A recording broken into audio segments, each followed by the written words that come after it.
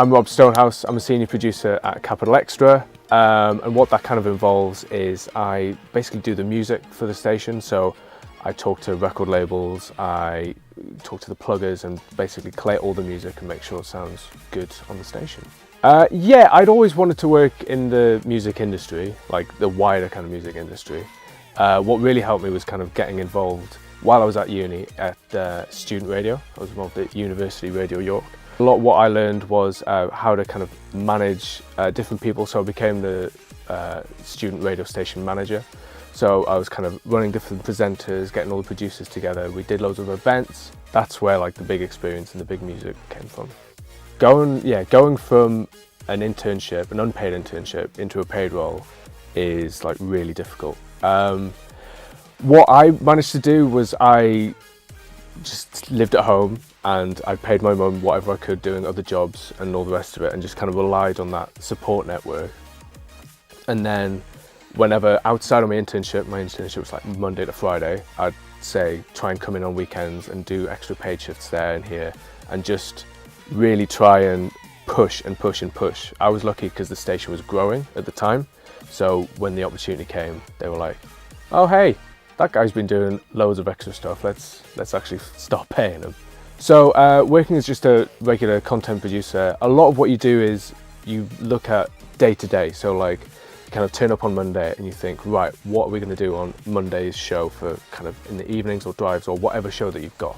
That's pretty much your focus. Occasionally you'll look like towards the end of the week maybe, but as a senior producer you've kind of got to look more long term. So yeah, there's a little bit of day to day kind of looking after the music, but also you're thinking, right, we've got a big event coming up in 2 weeks. Oh, well, what if we try and do this even bigger event in 3 months? Or what's our plan to make the listenership grow over the next year, 2 years, 3 years? So it's mainly like the actual skills required are kind of the same, but it's more just you have to like look further ahead all the time.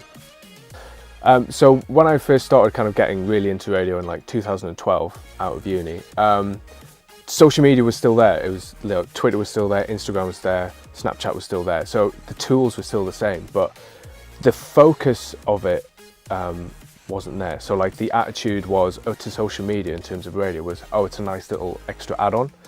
Whereas, you know, now it's like, it's integral, like you have to do it, otherwise you just seem really old-fashioned. So when I first started, like, I was like, hey, we've got this cool new thing where we can schedule pictures on tweets. Now obviously it's a big thing, but when I first came to my bosses with that, they were like, cool, yeah, fine. Whereas if I go to my boss now and say, hey look, there's this new thing we can do on Instagram stories where you can link tracks into the Instagram story and they can click through and listen to it, they're like, oh cool, right, how are we going to make this work into the evening program or the breakfast show or whatever?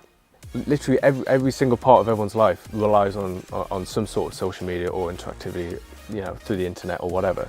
It doesn't have to be, you know, every TV show has to have like a little hashtag down the bottom, you know, dating apps like connect to your Facebook profile, like everything has to kind of come from social media now.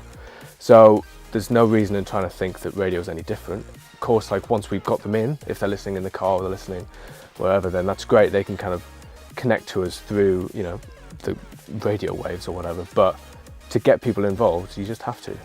With all the artists and that come into the station, all the different presenters that we work with, obviously there's a lot of big personalities, and the way that I like to do it is just approach them all individually, so have a unique different approach for every single person. So some presenter may like react to a comment in some sort of way, so you have to kind of angle it a little bit differently, but some people like it really straight on the nose. They just want the most honest feedback ever, and it just takes that little bit of time to understand who they are, understand what their strengths are, what their weaknesses are, insecurities, etc., and just kind of play to them effectively. So weirdly for me, because I'm the senior producer, I do the music for a lot of the daytime shows, so I have all the control over the music. But in terms of like the guests that we have on, and also the different kind of artists that we try and like talk about, we actually have quite a bit of control. Like when you first start out, what tends to happen is it's very prescribed. So like your boss will be like, oh, we're going to have this person on and let's try and talk about this or this, just so that you get a feel for what the brand is, because it's unfair to think about Capital Extra and just think, oh, that's just only hip hop and R&B and that's all they ever do. And it has to be from America or it has to be from the UK. Like, it's much more diverse than that, and there's lots of different people that you can talk about. We talk a lot about kind of fashion that comes through, so obviously through kind of Kanye West and the Yeezys and the fashion, the sneakers, we can actually talk a lot more about fashion now than we did like a year ago. And that's just kind of, once you get to know the brand and once you get to know what people are reacting to, so when you put a tweet out talking about a certain subject, if you get loads and loads of retweets, then yeah, okay, let's talk more about that. If it's dead and you get one like from a bot, maybe not bother. So a lot of it is kind of just developing your knowledge of the station, and then once you've got that, just go ahead. With Capital Extra, obviously there is the main Capital brand, Capital FM 95 to 106. And we're kind of the same, but Capital is very much straight up pop, a little bit dancey, whereas Capital Extra is very much hip hop and R&B. And trying to cross them over is a little bit, it might sound a little bit odd, so we don't. We kind of share the same first half of our name, the same sort of overall brand, which I think is great. But day to day, we're a little bit separate. I got into Capital Extra in a really weird way. So I lived in Newcastle, which is where my old radio station was. Decided to leave because I was like, London, where dreams are made. Went there. This job for Capital Extra came up, but it was nothing to do with on-air radio. It was to do with the what is now the Capital Extra app, where you can kind of swipe away songs and you can do all of this. And it's like really kind of tech heavy, and you know, you have to really know your stuff in terms of like technology. Luckily, in my previous 2 years, I'd been trying to make our old station's app loads better. I've been trying to focus on social media, and like my whole role was to make it kind of what we now call like cross-platform. So moving on from the app to producing was actually kind of easy. I just kind of badgered my boss. I was just like, oh, it'd be really cool if I could occasionally like help out on a weekend or whatever. It's the same sort of stuff, just like there's always like little opportunities. They may not seem like massive, but there's always like little opportunities, whether it's in a place that you're currently working or like another place outside, where it might be just the one Saturday like once every 3 months, or it might be like a Friday night at like 7 till like 11, and it was like the worst because obviously you don't want to be there on a Friday night, you don't want to be working, but if you keep doing them and if you keep putting your name in the mix, then eventually another opportunity came up to move on to on air, and then that's just what I did. I just switched over. I think for young people starting out, I think the best thing to do is obviously put your name out there, try and get as many different opportunities as you can, but it's like obviously so work hard, but like I think it's a bit more than that. It's also like working smart. So one thing that I like to try and encourage loads of people who come through this building all the time is to kind of play to their strengths. So when I was first starting out, I couldn't talk. I'm not much better now, but I could do typing and I could do lots of different music stuff. I could do all the technical things, but I couldn't communicate well with presenters or with the other producers or whatever. So I tried to work on that weakness while also playing up my strengths. So I was good at the technical stuff, so I did loads more technical stuff, which kind of got me further up and gave me more confidence, which helped with talking. And it's the same thing for anyone else. So if you're really good at chatting to people, if you're really good, a natural kind of talker, then use that strength to kind of get you into some certain space, and then also work on your weaknesses. So I think in 3 years' time, I'd like to run a radio station. That's kind of my goal for the next 3, maybe 5 years. I mean, there's a lot of people that want those kind of jobs. There's not that many radio stations, so competition's going to be tight. But I guess for another 10 years, it would be, I don't know, just doing something bigger. Obviously, it'd be great to like run radio stations, but then outside of that, like there's got to be another big challenge, and I'm not sure what it is yet.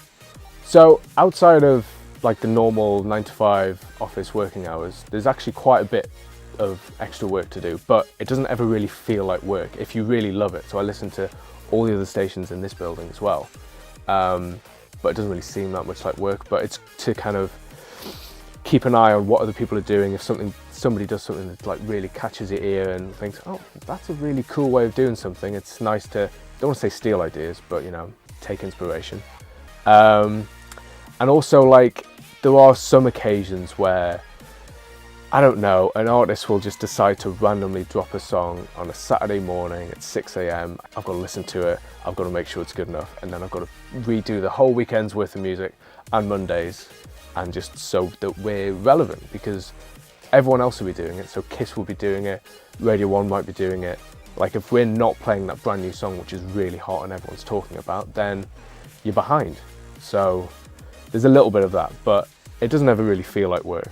I guess there's two main like big misconceptions. Is one of them is that when like an artist comes in, like I've like really like big and chatty with them and can take photos with them. Like, so one time I was like, it was with Stormzy actually, and I was like texting my mate saying, oh, we've got an interview with Stormzy. She's like, oh, take a picture. I'm like, no man, I've got to be professional. I guess the other big misconception is that there's loads of people here. Like when I say, oh, I work at Capital Extra to like a stranger, they're like, oh my God. And they kind of have this conception that like every show has like 3 producers, and that like we all like, I don't know, have like massive parties like every single day. In reality, there's like me as a senior producer, there's 2 other producers, and then there's my boss, the managing editor. And in terms of like programming stuff, that's it. And that's like for the whole week, 7 days. So there's actually quite a few different like roles here in Global that people might not know about or might not know really kind of exist. So we have this whole showbiz team, and there's actually quite a few of them, and they basically go around to all the different PR events, all the different kind of movie premieres, and all the different kind of artist kind of listening parties and all that, and then they grab extra little bits of content that will sometimes kind of go out on the news. So in the little news segment, there'll be like a little person of Stormzy saying, oh yeah, I love this album, it's great, but someone has to go out and actually get that. And we've got like a whole little team, and they get to go around all around London and speak to some like really famous and really like amazing people. But their faces don't get out there, so people don't really know what they're doing.